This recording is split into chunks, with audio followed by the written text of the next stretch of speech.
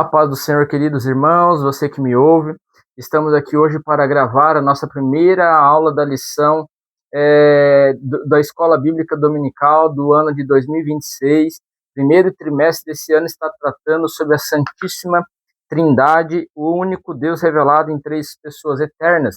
E hoje nós temos a lição de número 1 para aplicar, referente ao dia 4 de janeiro de 2026.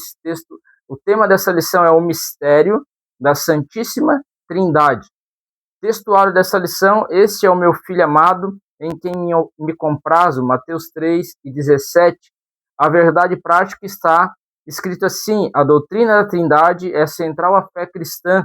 Um só Deus em três pessoas que coexistem e atuam harmoniosamente na obra da redenção. A doutrina da Trindade, aqui nós podemos ver que ela não fere os princípios do Antigo Testamento na crença de apenas um Deus, ou seja, ela não traz idolatria ou deuses no plural, mas ela traz um só Deus que se relacionam, que atuam harmoniosamente entre si para operar a obra da salvação que hoje nós temos contemplados através da pessoa de Jesus Cristo.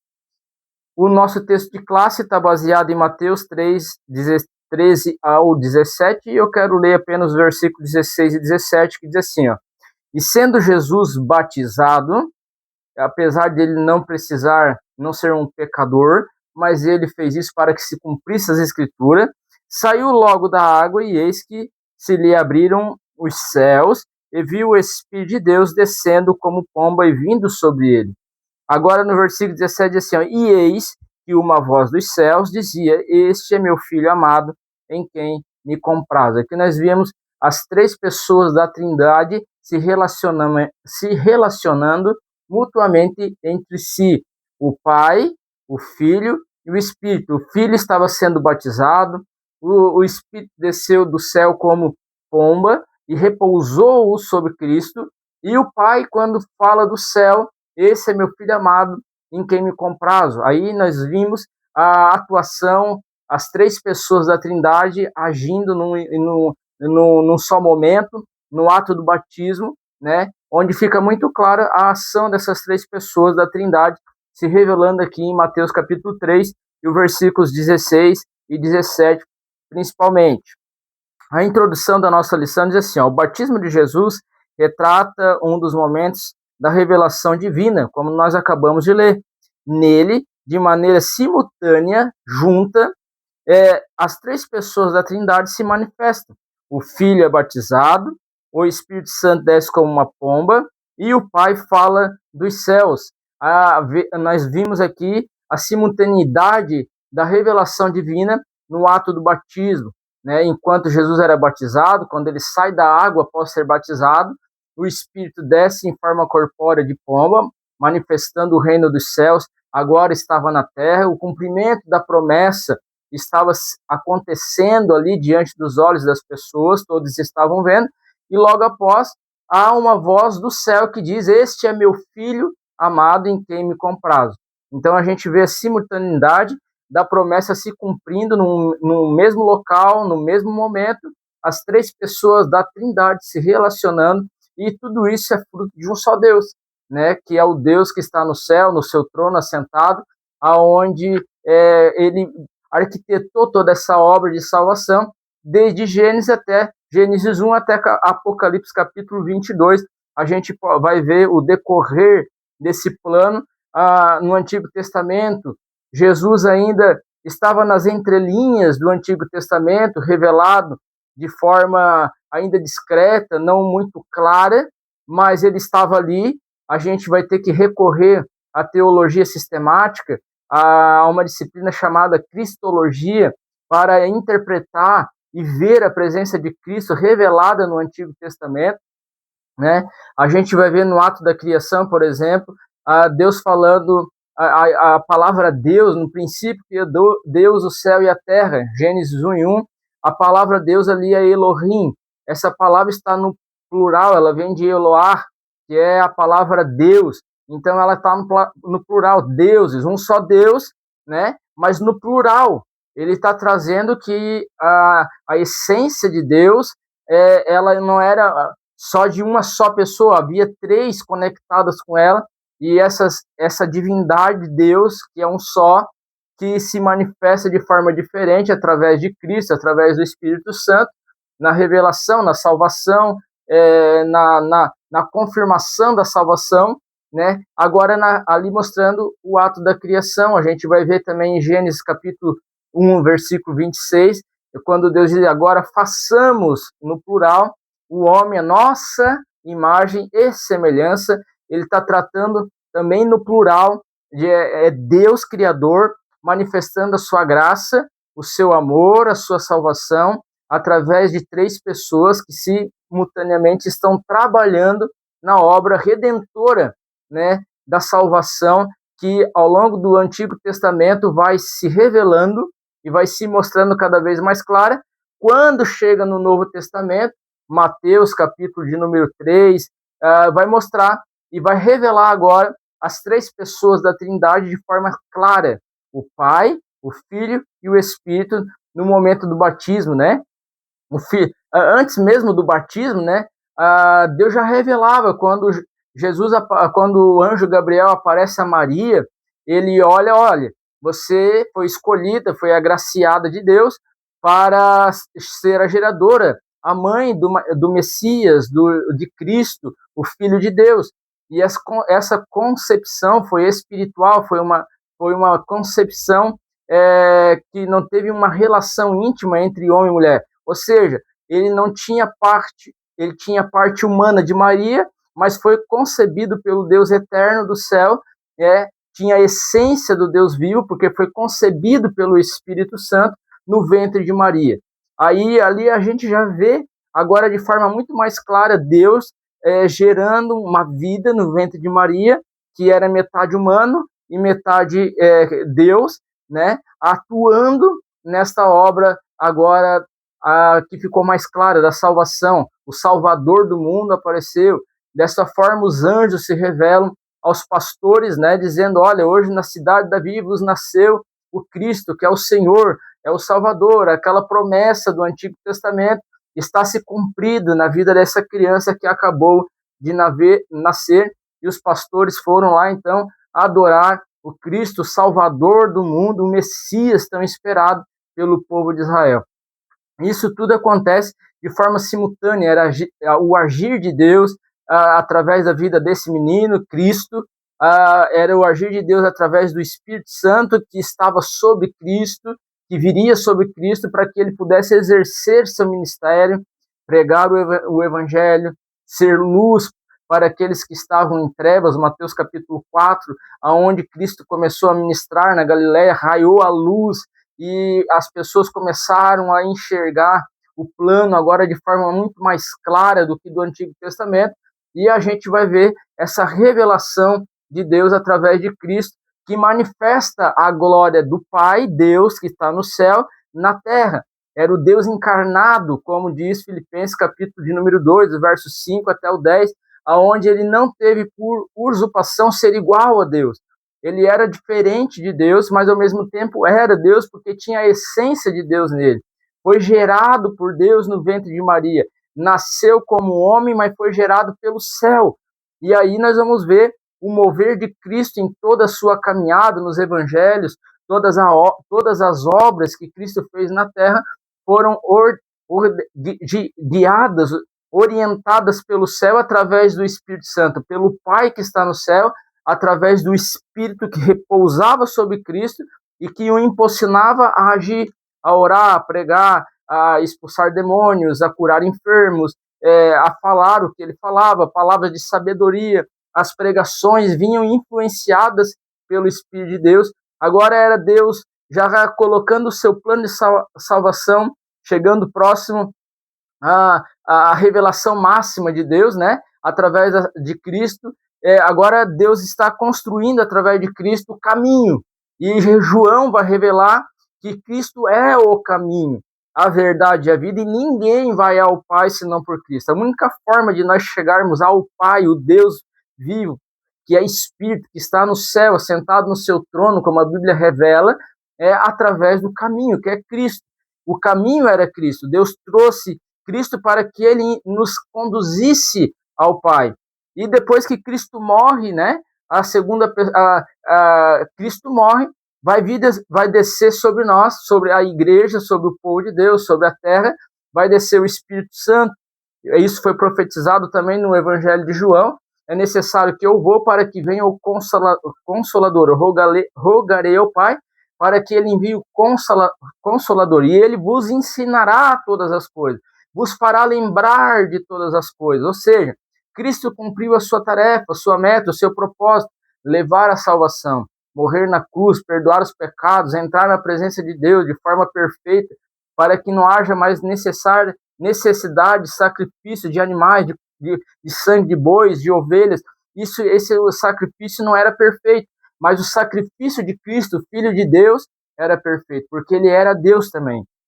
Então veja que ali a obra da salvação ela se cumpre na cruz, mas o Espírito Santo ele continua confirmando em nossos corações, ele nos confirma que somos salvos, ele nos conduz a Cristo, ele nos impulsiona a falar de Cristo, ele ajuda-nos a manter firmes no caminho da salvação até que haja o momento de Cristo voltar, então, para que a igreja possa subir e ter um encontro com ele nos ares e passar, então, para o reino dos céus.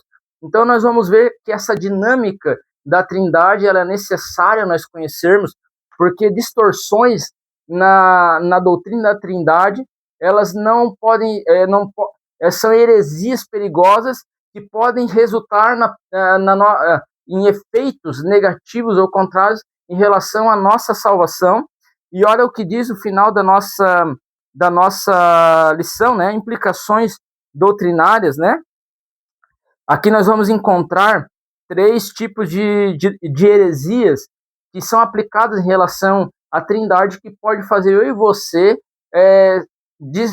se deslocar do caminho que nós estamos andando para caminhos tortuosos que podem levar a gente a ter uma visão distorcida da nossa salvação, da Trindade, que pode implicar na perca da nossa salvação ou pode deixar de salvar outras pessoas.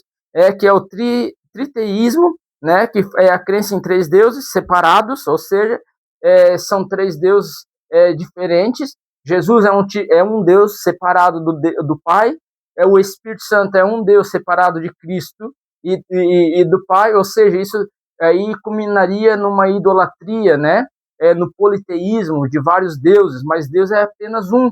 A Bíblia diz isso, que Deus, tanto no Antigo quanto no Novo Testamento, ela fala que Deus é um, que está simultaneamente trabalhando em 3 pessoas, o Pai, o Filho e o Espírito, se movendo em prol da concretização dessa obra da salvação. Tem também a outra ali, que é o unitarismo, né?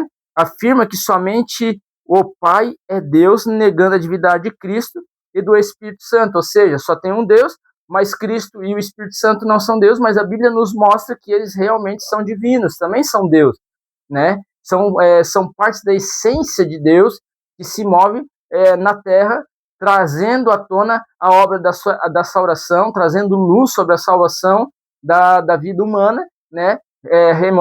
Removendo os nossos pecados e nos dando acesso direto ao Pai e para que possamos ser salvos. O que mais? Que uma outra doutrina que vem aqui, que é herética, né? É o unicismo ou modalismo, ensina que Deus se manifesta em 3 formas sucessivas, né? Ou seja, são independentes para trabalhar de forma independente, né? Mas não trabalha. Cristo muitas vezes fala no Evangelho de João e até dos outros evangelhos que ele só faz o que o Pai manda, que ele está conectado com o Pai. Isso mostra que ele estava em sintonia com o Pai, estava na mesma sintonia e tinha a mesma essência que o Pai.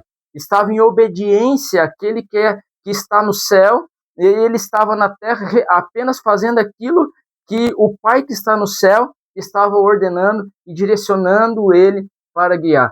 A comunhão que Cristo tinha com o Pai vinha do Espírito que veio sobre ele no batismo, dando legalidade agora, poder, autoridade, unção para pregar o Evangelho. Quando Jesus vai na sinagoga em Cafarnaum, ele diz: o Espírito de Deus está sobre mim, me ungiu para pregar as boas novas, para curar.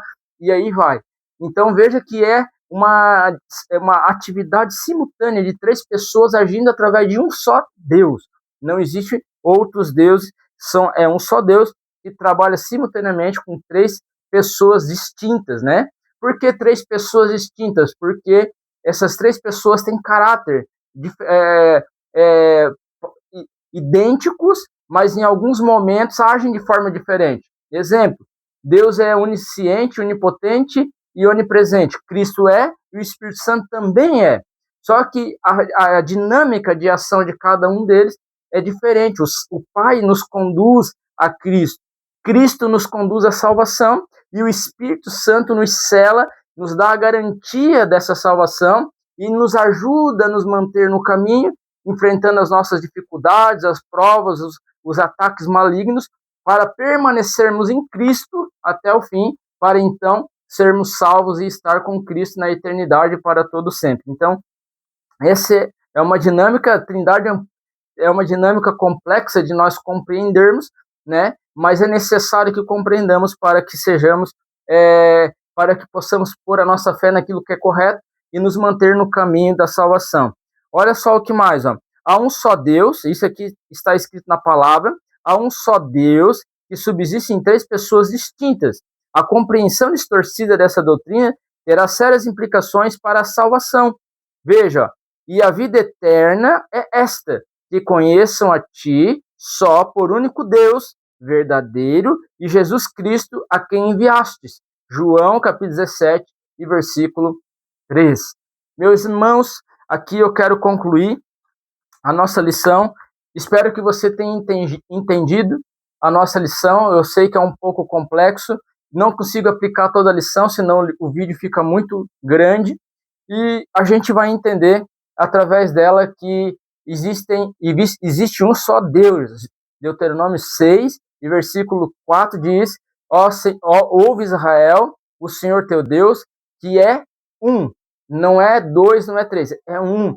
E nesse Deus subsiste Cristo e o Espírito, que se revela no batismo, né, de Jesus ali, onde o céu se abre, o Espírito vem sobre Cristo, que está sendo batizado, que é o Filho, né? E logo depois desses dois atos acontecer, o céu vem uma voz do céu e diz: este é meu Filho amado, em quem me comprazo. Deus apresentando o seu Filho, apresentando o Espírito, tudo de forma visível, de forma transparente, diante das pessoas, testemunhando que havia chegado o grande momento da salvação se revelar de forma plena, de Deus se revelar de forma plena para com a humanidade e trazendo salvação a todos. Deus, ele trouxe salvação, ele nos leva à presença de Cristo. O Espírito Santo de Deus, ele nos convence da verdade, da justiça e do juízo para que possamos ser salvos. Quando aceitamos a Cristo, Deus, o Pai, nos envia a sua palavra e interpretamos ela pelo Espírito Santo de Deus. E todas as nossas orações devemos fazer elas em nome de Jesus. Quando nós clamamos a Deus em nome de Jesus, pedindo a Deus, o Pai, através do Filho, algo, crendo que nós já recebemos, então receberemos. Ou seja, essa é uma promessa bíblica. Nós vemos a interação das três pessoas da Trindade agindo sobre as nossas vidas, nos dando paz, a paz que vem do Espírito, nos dando a salvação que vem de Cristo, ao qual ouve e intercede por nós junto ao Pai que está no céu, para nos dar a graça de sermos ouvidos e atendidos diante das nossas dificuldades que enfrentamos. Que Deus te abençoe e que você possa ter comunhão com o Pai, com o Filho e com o Espírito. Vou dar uma bênção sacerdotal sobre você, que encontramos nas epístolas de Paulo, do Novo Testamento, que diz assim, ó, que o amor de Deus, a graça do nosso Senhor Jesus Cristo e a comunhão com o Espírito Santo esteja sobre sua casa, sobre sua vida e tudo aquilo, em todos os lugares onde você estiver. Que Deus, o Deus Todo-Poderoso, te abençoe em nome de Jesus. Amém.